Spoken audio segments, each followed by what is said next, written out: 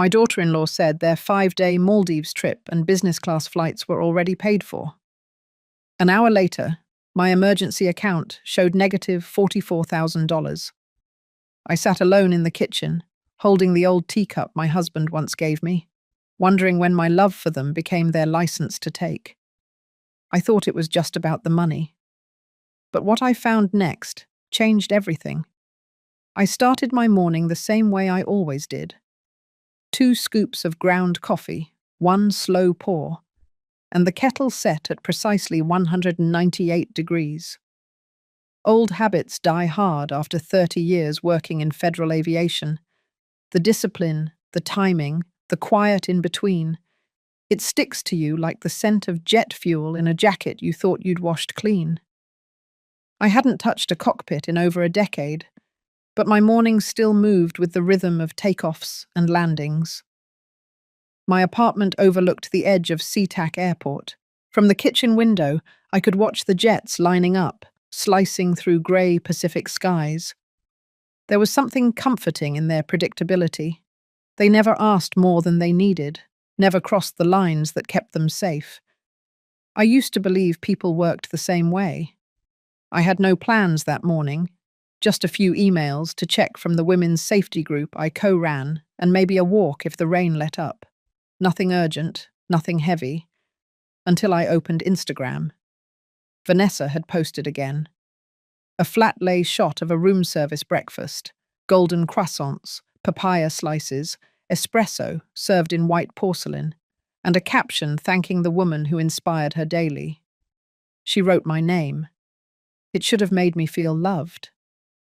Maybe it did, for a moment. But something about the picture felt staged, too curated, like it was meant for someone else to admire, not for me to feel. Still, I let it pass. Maybe that's what mothers do. Let things pass, even when they sit a little wrong. I left my phone on the counter and opened the pantry. I needed to restock a few things. Instant oats, almonds, jasmine rice. Nothing too fancy. Then, as I reached for the grocery list, I heard it. A voice from the living room. Vanessa's voice. They were on speakerphone, talking to someone. I wasn't trying to eavesdrop, but the apartment was small, and her tone was excited, high, unfiltered. She said, "The Maldives resort and business class flights are all paid. We're leaving in 4 days." Then she laughed. I mean, with her history in aviation, she wouldn't mind. She's used to people flying away. It was a joke, I knew that. But it didn't feel like one. Not the way she said it, not after all I had done. And that's when I felt it. A quiet, pressing knot in my chest. Not rage, not even sadness. Just a weight I couldn't explain. I walked back to the kitchen, took another sip of now cold coffee, and stared at the phone she left charging on the table. My name sat beneath her last post. All caps, all praise. That was the moment something shifted. I didn't know what I would find. I didn't know what I was looking for yet. But I could feel it rising, like the moment right before a plane leaves the ground. You can't go back, only forward. If you've ever had a moment where someone used your kindness like currency, then you'll understand what came next. And if you haven't yet, you might want to stay for the rest. I didn't confront her, not right away. Instead, I cleaned the stovetop that was already clean, straightened the row of spice jars, and reset the kettle as if the first pot hadn't happened. Then I opened my laptop. Not for emails, not for the safety curriculum I had been editing the night before. I opened it for the bank. I logged into the secondary account, the one meant for emergencies. The screen loaded slower than usual. Or maybe it was just my breathing that stalled. Balance, negative $44,132. Red numbers, no explanation, no alert beforehand.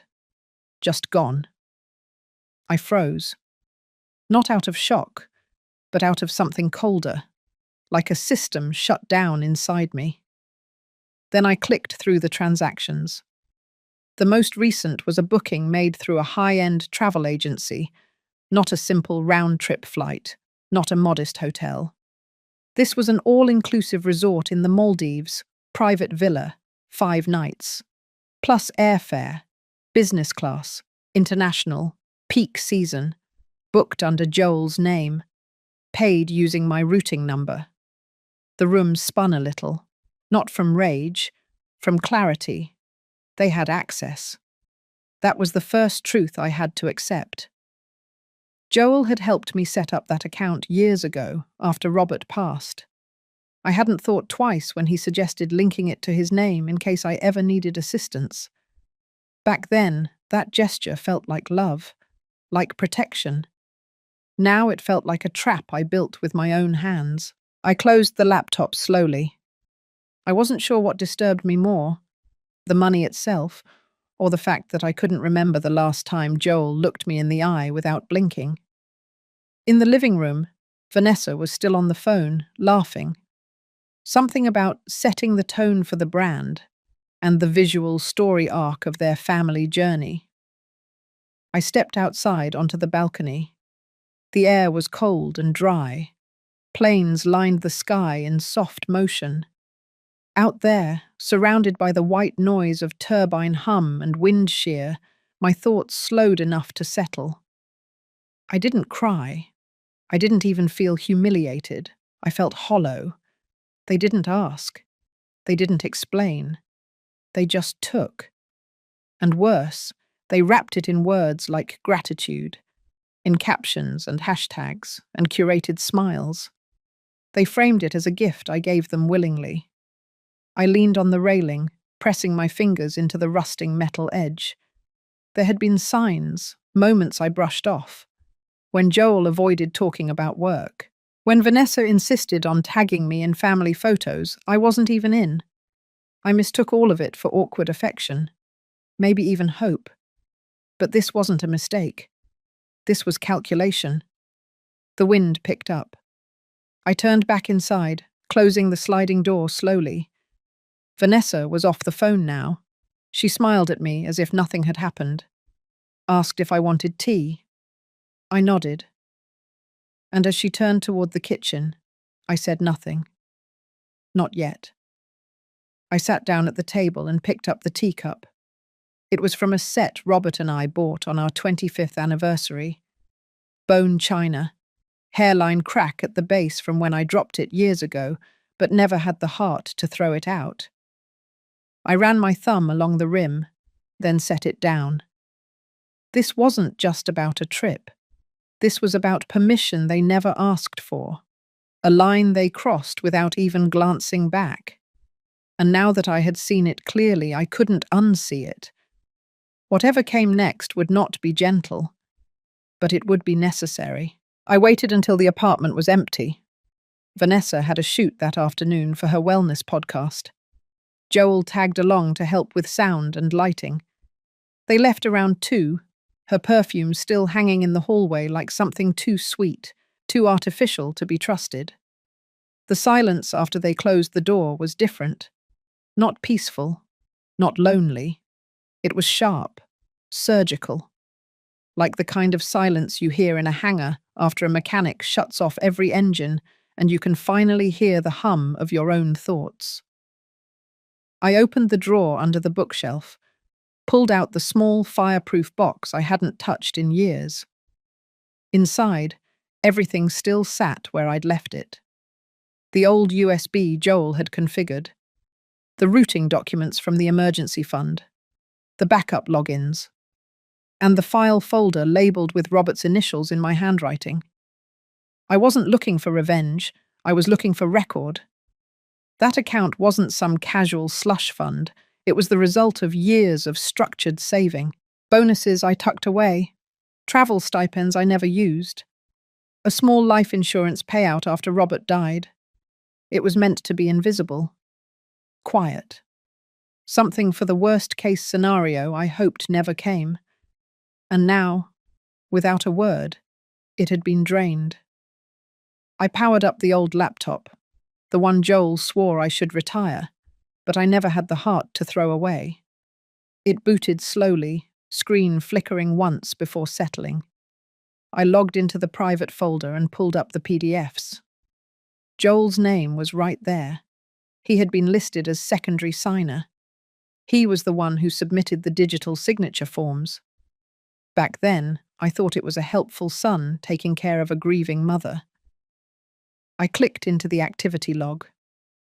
The transaction for the Maldives payment wasn't done through the usual interface. It had been pushed through using an internal authorization method, one that bypassed standard alerts.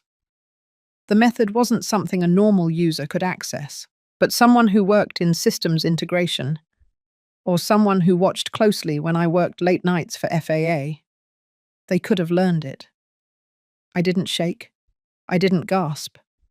But I felt something in my spine lock into place, like a metal bar sliding into position. I was no longer guessing. I wasn't suspicious. I knew. He hadn't just borrowed. He had manipulated the very system he once helped me build. I opened my notebook. The old kind, spiral-bound, not digital. I wrote down every transaction, every date, every confirmation code. Then I wrote the name of the travel agency. And then, beneath it, I wrote a single sentence. He knew exactly what he was doing. The hallway light blinked as I stood. Motion sensor.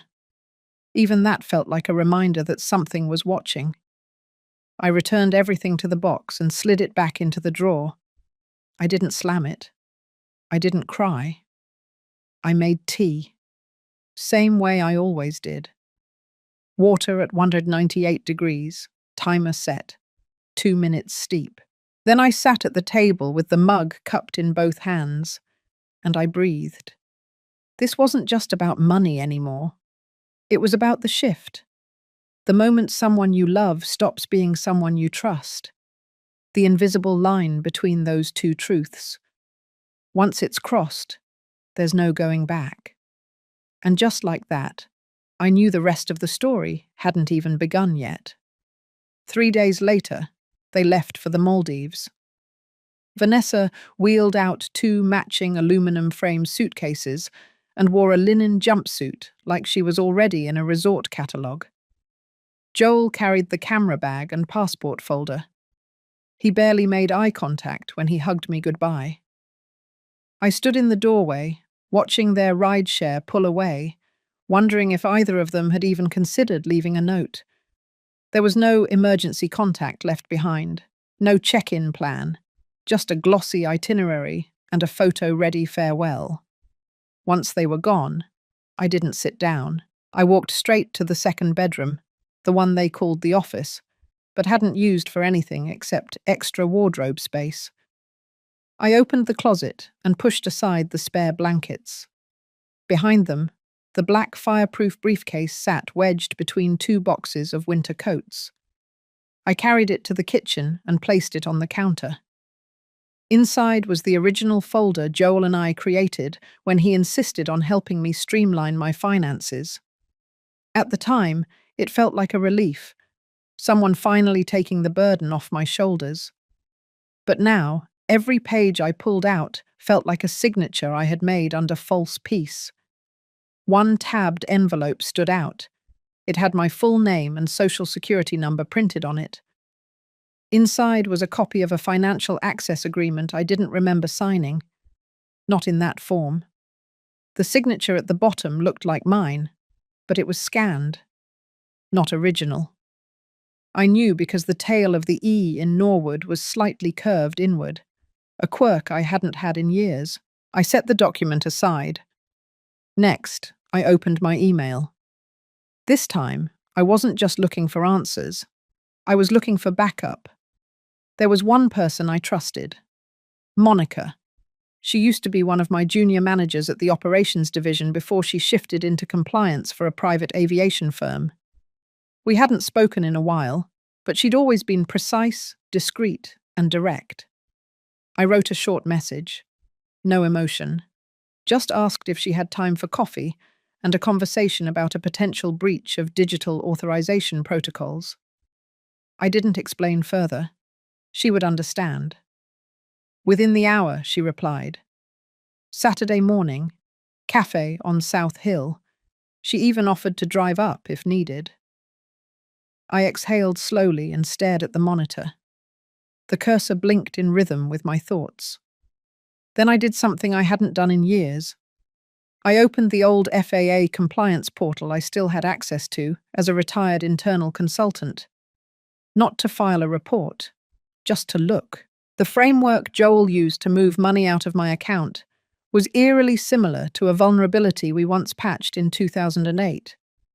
It had been flagged during an audit, and I remembered Joel sitting beside me in the office, watching me write the recommendation memo. Back then, he was still in school. Curious.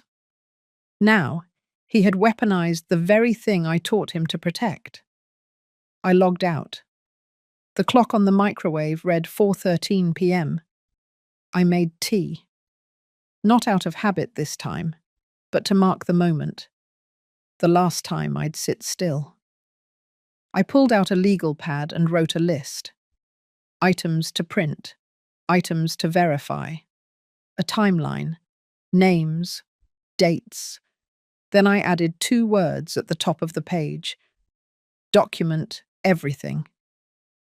The kitchen light flickered once, then held steady. There was no panic, no rage, only motion, and this time, it belonged entirely to me. Monica arrived 5 minutes early. She chose a corner table facing the window, far from the hum of espresso machines and weekend chatter. She still wore her work uniform, pressed slacks, neutral blazer, hair pulled into a tight twist. Efficient, composed. Everything I used to be when I still fit inside someone else's calendar. I slid into the seat across from her and placed the envelope on the table. I didn't start with greetings.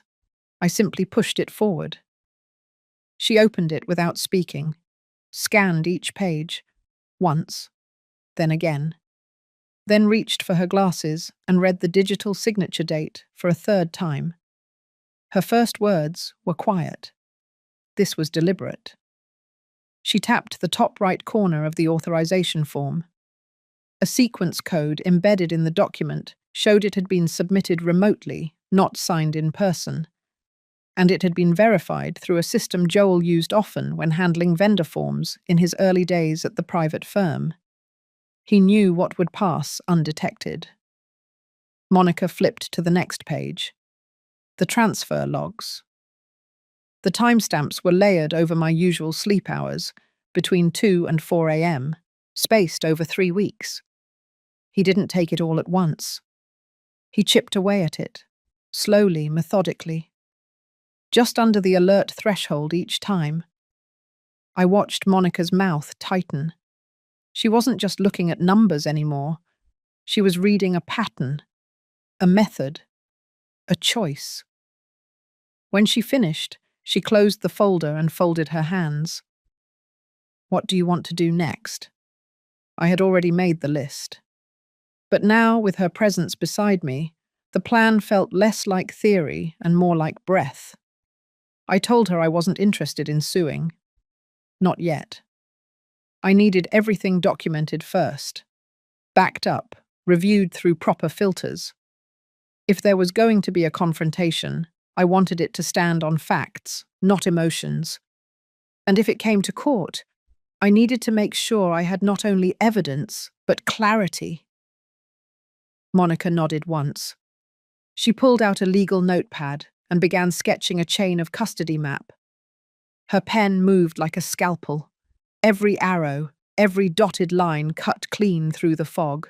We worked in silence for the next hour, cross-referencing bank logs with the time-stamped posts Vanessa uploaded during the same days, matching travel dates with Joel's authorization codes, isolating inconsistencies, anything that proved access misuse. At one point, Monica looked up and asked if I had kept the original laptop Joel configured for me. I had. She smiled, said it could help establish the window of first breach. When we finished, she packed up everything into her case and left me with a new instruction sheet. Backup protocol, secure messaging app, recommendations for a local legal advisor who specialized in elder financial manipulation. It felt strange to be treated as a case study, but also it felt like being seen. I left the cafe just as the clouds started to gather. The air smelled like dry metal and pavement. A storm was coming, not just outside, inside too. That night, back home, I didn't light a candle or turn on music. I sat in silence, reading each file again. Not to remember, but to remind myself I was still the one choosing what came next. And sometime around midnight, I wrote a single sentence at the bottom of my legal pad. He learned all of this from me. Now I would teach him something else. They returned from the Maldives late on a Wednesday. I heard their key in the lock just after 9. Their voices were light, a little tired, tinged with that worn-out luxury sound people carry after a vacation they didn't earn. I stayed in my room with the lights off, not hiding, observing. They unpacked in the living room. Vanessa started talking about the humidity, the mango sorbet, how the resort played music in the pool at night. Joel mumbled something about the time zones messing with his head.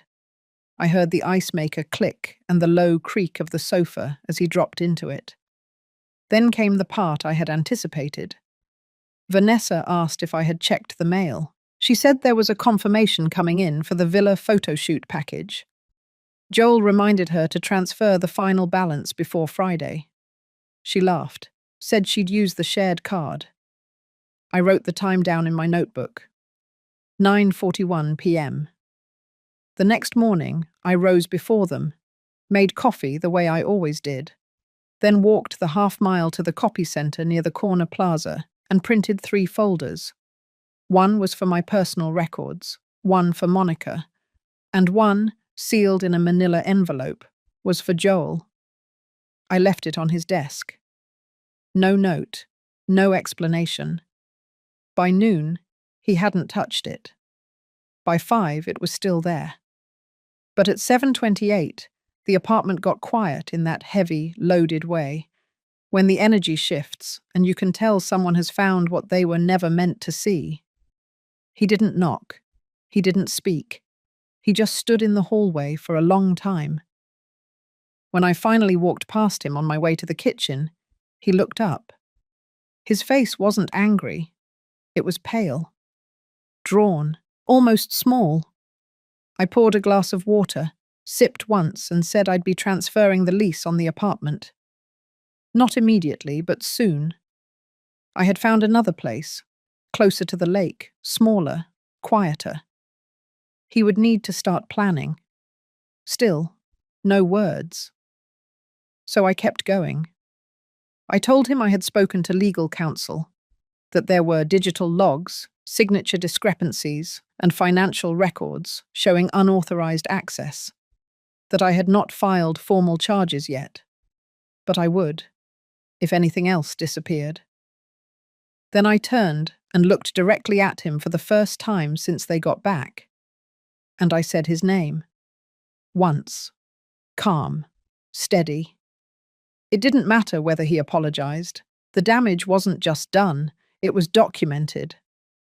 I walked back to my room, closed the door gently, and left him in the hallway, still holding the envelope like it was radioactive. That night, Vanessa didn't post anything. No yoga photos, no wellness tips, no sunset quotes. And for the first time in months, the apartment felt still. Not peaceful. Not yet. But honest. And sometimes, that's where repair has to begin. Not in forgiveness, but in facts no one can run from. The next few days passed with an odd rhythm. Joel stayed quiet. Not just with me, but with Vanessa too. I noticed the shift right away. He stopped correcting her in small ways, stopped double-checking her social captions before she posted them. He sat longer in silence, looked at his phone less, slept later. Vanessa tried to carry on like everything was fine. She played her usual role, sharing shots from their trip, posting a story about emotional alignment, then filming herself making turmeric tea in a silk robe. But even that started to feel forced. The comments on her posts dropped off. A few followers asked about the trip. One or two hinted at something being off. She brushed it off, of course. Vanessa was skilled at ignoring what didn't serve her. But one afternoon, I heard her raise her voice behind the door. It was muffled, but the edge was there. She was asking Joel why he hadn't sent the files to the sponsor, why the payment hadn't cleared, why he wasn't answering his agent's messages. He mumbled something I couldn't make out. She grew sharper, something about how their next partnership depended on follow-through. Then came the silence. Not just the pause between words, the kind of silence that settles into walls and furniture and breath. I stayed in my room, not to hide, but to let it all land without me. That evening, I made a call. I reserved the small apartment by the lake. It was on the second floor of a modest complex owned by a retired engineer and his wife. No frills, just clean wood floors, an eastern-facing window, and enough space for one person who no longer needed to prove anything to anyone. I set the move-in date for the 1st of the month. When I returned to the apartment, Joel was sitting at the table, the same folder open in front of him. The documents were laid out neatly, as if he had been trying to memorize them. He didn't look up when I walked in. He just asked if I hated him. I said nothing, not out of cruelty, but because the question didn't deserve an answer. I walked past him to the cabinet, poured myself water, and returned to my room. Later that night, I heard the sound of drawers opening, soft footsteps, packing. He was preparing for something. I didn't ask what. The next morning, a note sat on the counter. Joel had gone to stay at a friend's house for a while. He didn't say how long, just that he needed space.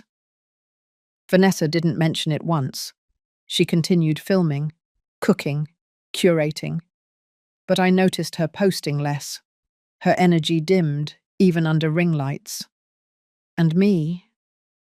I began sorting through the boxes I had put off for years, the things Robert and I kept, the letters from colleagues, the journals I'd started and never finished. Each object had weight, but none of it felt heavy anymore. There was nothing to mourn now, only things to release. I didn't rush, but every hour, every drawer cleared, felt like a quiet declaration. I wasn't just leaving, I was choosing what not to carry forward, and that somehow felt more powerful than anything I could say out loud. 2 days before my official move-out date, Vanessa knocked on my bedroom door. It was the first time she had done that since they returned from the trip. Her voice was soft, calculated. She asked if I had a minute. I didn't answer right away, but I opened the door. She stood there in her pale robe, barefoot, one hand holding her phone, the other clutching the edge of the sleeve like it might anchor her to something real. Her face was different, less polished, like she'd run out of filters, both digital and emotional. She stepped into the room without waiting for an invitation, looked around as if she were seeing it for the first time. Then, with a tight breath, she said she knew about the folder. She said Joel had told her everything. She paused, then added, "Not everything, but enough." I sat on the edge of the bed and waited. Vanessa looked at me for a long time before speaking again. She said she didn't know the details of what Joel had done, and that she didn't want to. But she admitted she had noticed the way money flowed, how things always got covered without questions. She said she let herself believe it was because Joel came from someone responsible, that I had simply offered support without boundaries. I listened, and for the first time, I believed she wasn't acting, not fully. Then she told me something I hadn't expected. She said they had pitched a brand partnership using the Maldives trip. It had been approved with a hefty advance. The entire vacation had doubled as content creation, and the payment had been sent directly to their joint account 2 days ago. She said it as if it were a gift, as if offering me that information might soften what had already been done. I looked at her and said I didn't want the money, not a cent. She blinked like I had spoken in another language. Then she asked if I would reconsider staying. That's when I finally stood. I told her gently that this wasn't about real estate or reimbursement. It wasn't about forgiveness either. It was about peace, and I was reclaiming mine. She left without arguing, but her eyes lingered on the walls, the desk, the suitcase by the closet, as if realizing too late what had slipped through her hands. That night, I boxed up the last of my things: notebooks, old maps, one worn photo of Robert and me at Glacier Bay. I labeled everything clearly, taped each box with care. Then I sat in the empty room and listened to the sound of nothing. Not silence from tension, not distance from anger, just the quiet of something finished. In the morning, I left a small envelope on the kitchen counter. Inside it, I placed the key, a list of forwarded addresses, and a note that read only one line. No passwords, no access, no return. Then I closed the door behind me, locked it one last time, and walked away with both hands empty and my head held still. It didn't feel triumphant, but it felt honest. And in that honesty, I could finally breathe without permission. The lake apartment welcomed me with the soft hum of stillness. No voices behind walls, no footsteps outside my door. Just the sound of water moving somewhere beyond the window and the low creak of wood as the place settled around me. I unpacked slowly, one drawer at a time. I placed the tea kettle where I could reach it easily, lined the bookshelf with the few volumes I had chosen to keep, set the framed photo of Robert near the window where the morning light could find him. There was no rush now, only rhythm, and after months of being tangled in someone else's current, that alone felt like freedom. The first weekend passed quietly. I took short walks near the shoreline, watched children chase each other near the benches, sat with a notebook I barely wrote in. I wasn't searching for new plans. I was learning how to live without bracing for the next breach. On Sunday evening, Monica visited. She brought warm cornbread in a cloth-lined basket and a bottle of elderberry syrup she made herself. She didn't ask questions, just sat across from me, spooned jam onto a slice of bread, and told me she had been following up with her contact in compliance. Then, without preamble, she handed me a sealed envelope. Inside was a full report. Every transaction, every flagged signature, a timeline of access breaches and supporting documents. At the bottom was a note: prepared for legal submission, pending your direction. I placed it gently in the drawer beside the tea, not as a threat, as a safeguard. Monica reached for her bag, then hesitated. She said the report had one unexpected detail. Joel had attempted to reverse 2 of the transfers last week. Quietly. He didn't succeed. The system blocked him due to fraud protection triggers. But the attempt had been logged. That information landed heavier than I expected. Not because it changed anything, but because it confirmed what I had already begun to sense.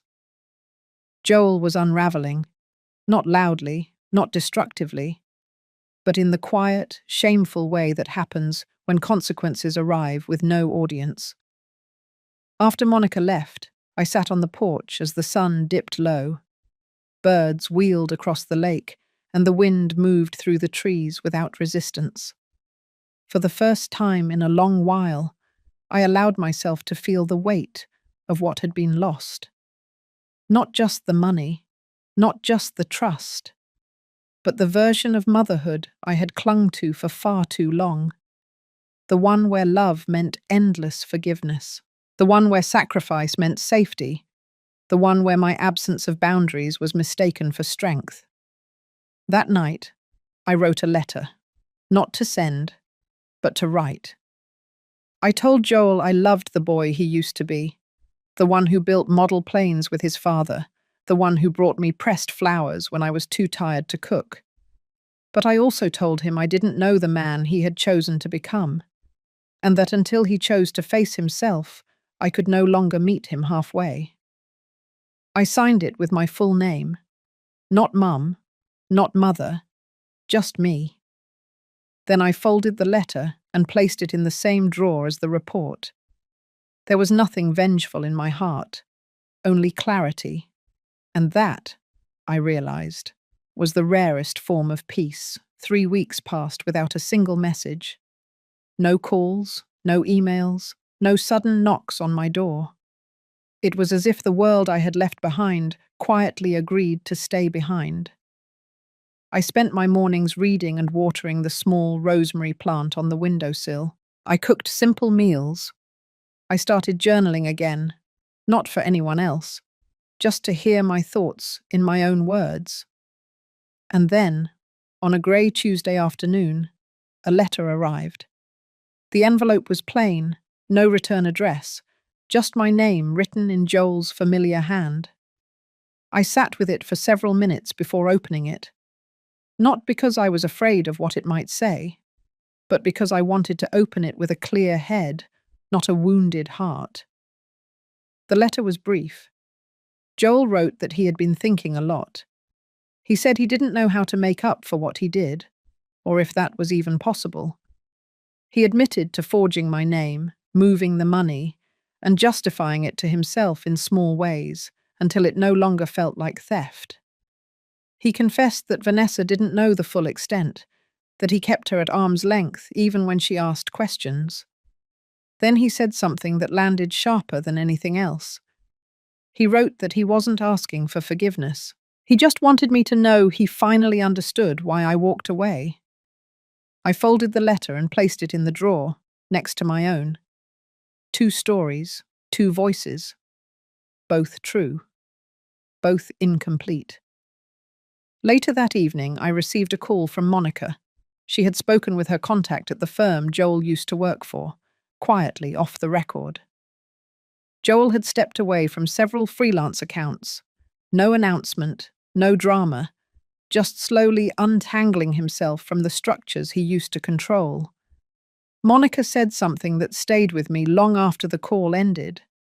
She said some people learn from loss only when there's nothing left to explain it away. That night, I didn't feel proud or vindicated. I felt quiet. And in that quiet, I finally saw what this had all become. Not a fall from grace, but a shedding. The roles I had clung to for decades, mother, provider, protector, had cracked under pressure. What remained wasn't weakness. It was something clearer. The version of me who could look in the mirror and no longer feel guilty for choosing peace. 2 days later, I packed a small tote and drove north. Not far, just a short coastal stretch, where the trees opened to sea cliffs and walking paths curved like soft questions waiting for answers. I stayed in a modest guest house, spent the mornings watching seabirds dive into grey-blue water, afternoons writing short entries in my journal, reflections more than memories. There was no rush to return, nothing pulling me back with urgency. For the first time in years, I felt no tension in my chest. No need to explain myself, no silent hope for someone to see my pain and name it worthy. I was simply where I was, whole, weathered, and still here, and that somehow felt like the beginning of something. Not a new story, but a deeper chapter I had been waiting to live all along. It was late autumn when I returned to the lake apartment. The trees had already shed most of their leaves, leaving behind bare branches that stretched into the grey sky like quiet reminders of everything that must fall away before spring. I let myself in, dropped my bag by the door, and stood in the stillness. The place had a scent I had grown to associate with peace: cedar, faint coffee grounds, and the gentle echo of my own breathing. The folder was still in the drawer.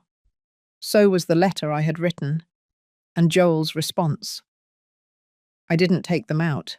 I didn't need to. That chapter no longer required rereading. Instead, I opened the window just enough to let the cool air drift in. I wrapped myself in a blanket, sat at the small table by the window, and watched the water ripple under soft wind. It was a quiet kind of contentment. No crescendo, just presence. The next morning, I walked to the co-op grocery store a few blocks away. The cashier remembered me. She smiled, asked if I had been out of town. I said yes, but now I was back for a while, maybe longer. She handed me a flyer for a local skills-sharing group. Seniors teaching each other the basics of budgeting, tech literacy, and navigating insurance. I tucked it into my pocket without thinking much. That night, I found it again while unpacking. I stared at the paper for a long time. Then I picked up the phone and called the number at the bottom. The woman who answered sounded around my age. She said they met twice a month in the library annex. I told her I used to work in compliance. She paused, then laughed softly, said that made me a rare gem. 2 weeks later, I was sitting at a round table with 5 other women and one quiet man named Will. They were kind, not nosy. They spoke openly about their frustrations with Medicare, confusing digital forms, even children who pushed too hard for power of attorney. I didn't tell them everything, but I told them enough. I talked about what it meant to love someone who crossed a line, about setting boundaries too late, about learning to say no without explaining the whole story. No one interrupted, no one minimized. When I finished, one woman nodded and said softly, "You kept your dignity. That's no small thing." After the session, I stayed back to help stack chairs.